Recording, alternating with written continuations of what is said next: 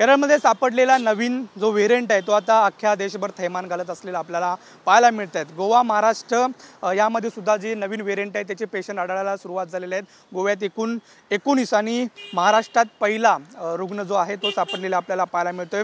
केरळमध्ये सापडलेला हा नवीन व्हेरियंट आता गोवा आणि महाराष्ट्रात आल्यामुळे आता चिंता जी आहे ती वाढलेली आपल्याला पाहायला मिळते। JN1 या नवीन व्हेरियंटच्या रुग्णात ही वाढ झालेली आपल्याला पाहायला मिळते। केंद्रीय अहवालानुसार गोव्यातील 19 आणि महाराष्ट्र केरळ या दोन राज्यामध्ये प्रत्येकी एक असे एकूण 21 प्रकरण जी आहेत ती आढळलेली आपल्याला पाहायला मिळतात। महाराष्ट्रातील सिंधुदुर्ग येथील एका 41 वर्षीय व्यक्तीला याची लागण झालेली आहे। सौम्य लक्षणातून तो बरा होत असल्याची माहिती सुद्धा आपल्याला पाहायला मिळते।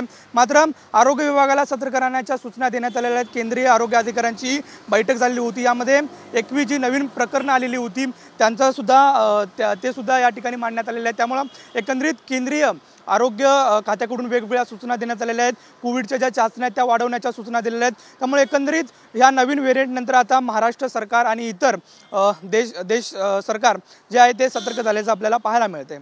व्हिडिओ जर्नलिस्ट योगेश गुरवसह नंदकिशोर गावडे, TV9 मराठी, मुंबई।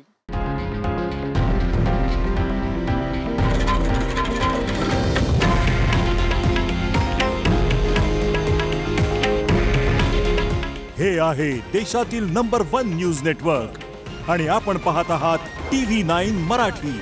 काळजी तुमची, हित महाराष्ट्राचं।